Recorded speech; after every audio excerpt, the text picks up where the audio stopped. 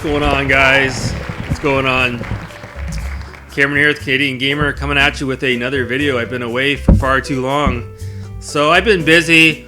Obviously, I've been working quite a bit, and work takes precedence over YouTube. This isn't a full-time career, so so lots going on. First thing I want to mention, I've been watching a lot of older 90s music on YouTube, and I came across this band. If I remember them from the 90s, if I did at one point, I obviously forgot about them. But does anybody remember the band Mazzy Star? Holy fuck, that lead singer was hot. Oh my god, Hope? Oh, she just might be the hottest chick of the 90s. Unbelievable. So, real short video here.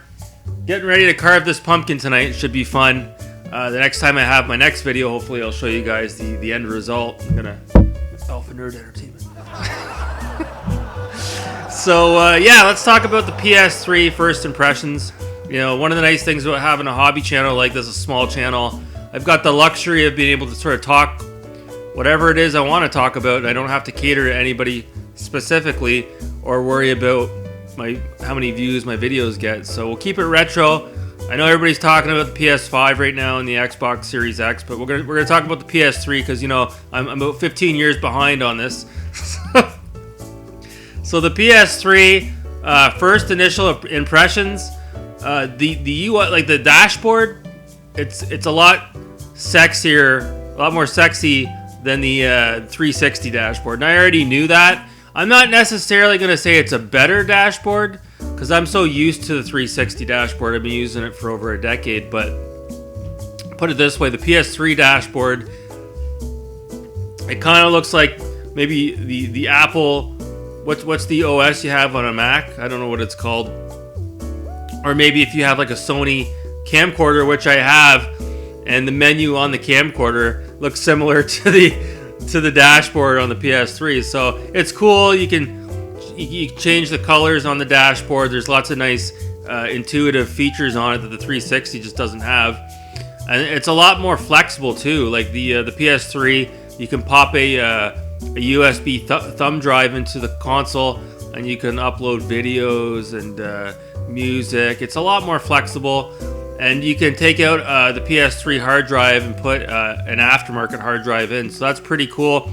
I've got the 80 gigabyte model, so it's obviously not a lot of room. So I don't know, we'll see. We'll play around with it. Now, as far as the controllers are concerned, well, you can check this clip out here.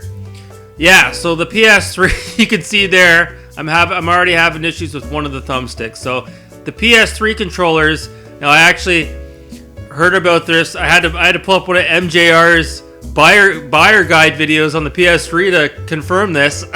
There's two different versions of the PS3 controller. There's the 6, what is it called? The 6 axes. That's the one I have, and that's the crappier version. And there's another one that has rumble feature as well, and that's the more high-end controller, which I think came out after the 6 axes. I could be wrong on that. And so yeah, this controller I have. Man, what is it with PlayStation controllers? The PS2 controllers are absolute trash, and the PS3 controllers are trash as well. So that thumbstick, I've tried everything. I tried to clean it out, compressed air. I stuck a toothbrush, like the needles of a toothbrush, in there to try to get out any sort of debris that might have been causing that, but nah, it looks like it is broken. I have another PS3 controller that seems to be working fine that came with the console.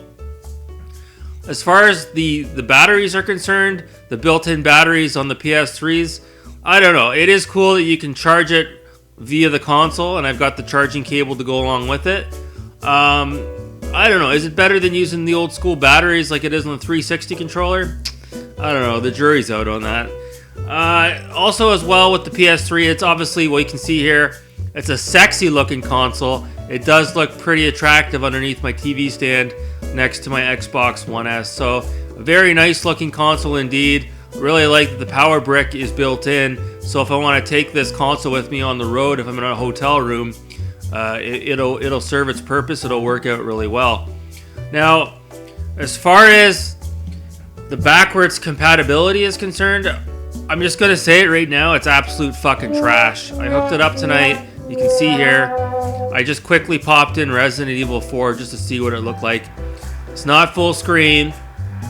It looks murky, washed out. It doesn't look HD. It's blurry. It arguably looks worse than if I just hooked up my PS2 via the component cables to the older TV that I have. So it's serviceable if you don't have a PS2 or a PS1 and you want to get your fix on with those older games. It is serviceable, but don't believe what MJR says. It looks absolutely like hot trash.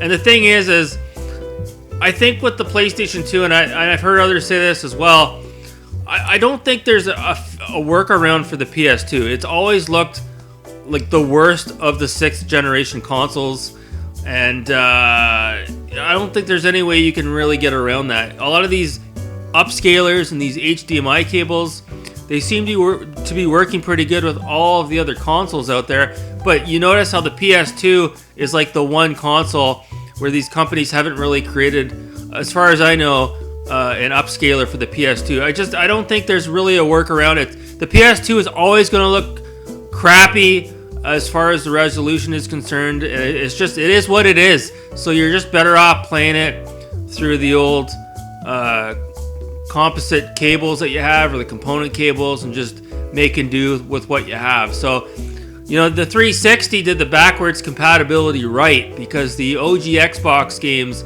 look fantastic on the 360, but the PS2 games, oh my god, I'm not even going to waste my time with it. It's just a novelty. Man, it was extremely disheartening to see that. So, so I think I've covered pretty much everything. The last thing I want to mention, how are we doing for time here? Right at the 7-minute mark. So I did manage to pop in this game here, Beyond Two Souls, and I feel like this is a game that I shouldn't enjoy, but I ended up getting pretty addicted to it.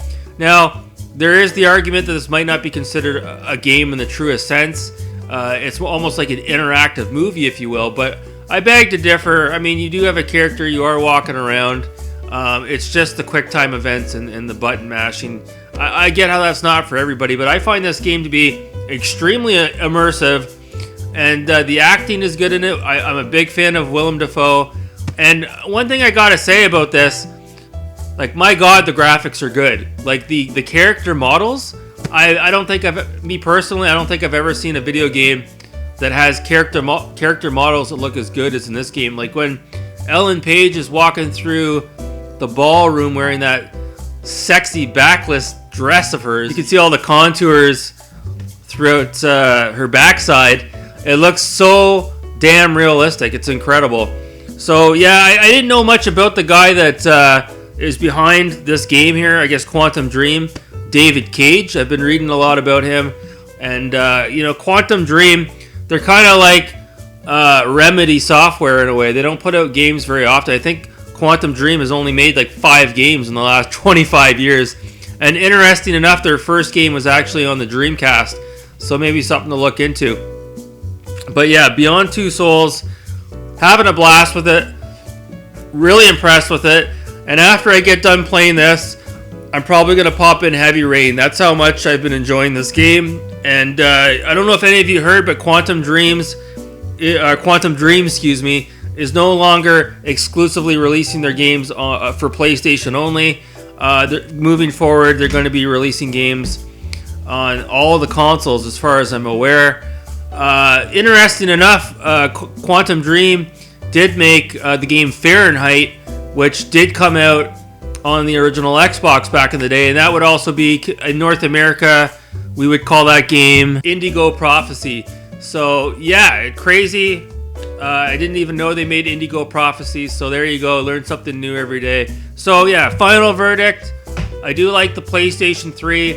I think the Blu-ray format, it does look a lot better than the DVD format on the Xbox 360. This is one game that showcases how crisp a Blu-ray can look. And yeah, I'm having a good time playing the PS3. And if you guys have any other titles you want to recommend, I know a few of you guys chimed in on my last video and you mentioned The Last of Us, the original The Last of Us, is not full of SJW bullshit like The Last of Us 2, and a lot of you guys said that I should check that out, so maybe I will check that out. So that's going to do it for this video, right around the 10-minute mark. Just a short video here. Thanks so much for watching, guys. Have a great week. Take care.